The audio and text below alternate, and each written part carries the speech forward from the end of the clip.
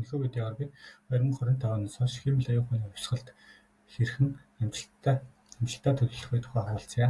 Намайг Бямсран гэдэг сүүлийн 3 сарын хугацаанд хэмжээ аюул ухааны бизнесээ эхлүүлсэн ба сүүлийн 1 жилийн хугацаанд өөрийн хэмжээ аюул ухааны бизнесийг хөгжүүлэхэд анхаарсан. Хэмжээ аюул ухаан миний амьдралыг ихээхэн өөрчилсөн учраас би энэхүү сувгийг нээж бизнес эрхлэгчид болон суралцагчдад түүний боломжуудыг хуваалцахыг зорьж байна. 2025 онд амжилттай байхын тулд ирж буй өөрчлөлтүүдийг ойлгох нь чухал.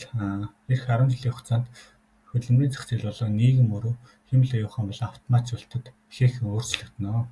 McKinsey-гийн 2023 онд хийсэн судалгаагаар дэлхийд дээрх 2030 он гэхэд дэлхийд дээрх нийт ажлын байрны 50% нь автоматжуулагдана.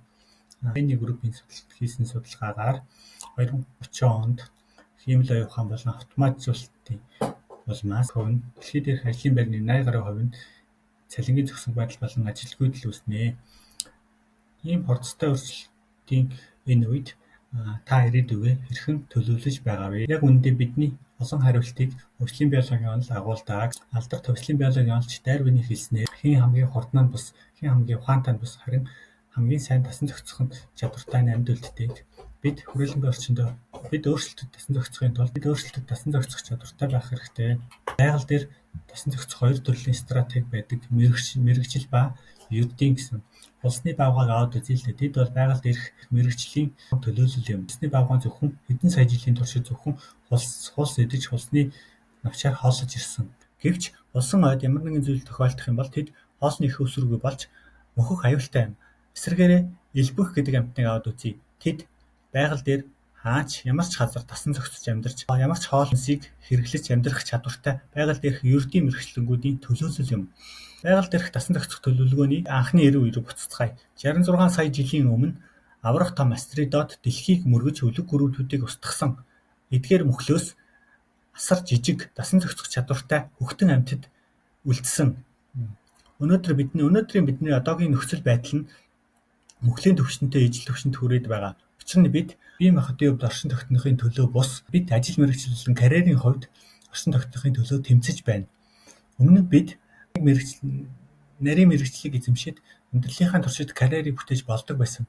Жишээлбэл хуульч, эмч, программист эдгээр нарийн мэргэжлүүдийг бид амьдралынхаа туршид өөрийн үн цэнтэй карьерийг босгодог байсан бол өнөөдөр хэмжээ аюул ухааны өөрчлөлт нь эдгээр нарийн мэргэжлүүдийн хүртэл орлох чадвартай болчихсон юм. Учир нь хэмжээ аюул ухаан нь ямар ч программистаас илүү сайн код бичиж, эмчнараас илүү сайн эмчилгээ хийж, хуульчдаас илүү сайн төсөл боловсруулах чадамжтай болсон. Хэмжээ аюул ухааны эдгээр ур чадварууд нь 6 сар тутам сайжирч байгаа.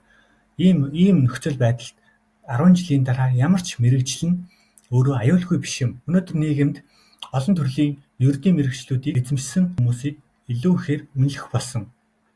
Учир нь өмнө нь бид мэргэжилд суралцах гэж 5-аас 10 жилийн хугацаа зарцуулдаг байсан бол өнөөдөр хэмжээ аюул ухаан болон автоматжуулалтыг ашиглаж бид ерөнхий нарийн мэргэжлүүдийг богино хугацаанд эзэмших ур чадвартай болсон. Ирээдүйд гарах өөрчлөлтүүд нь нэг мэргэжилд мэргэших бус ерөнхий ердийн мэргэжлүүдийг богино хугацаанд эзэмших явдал юм.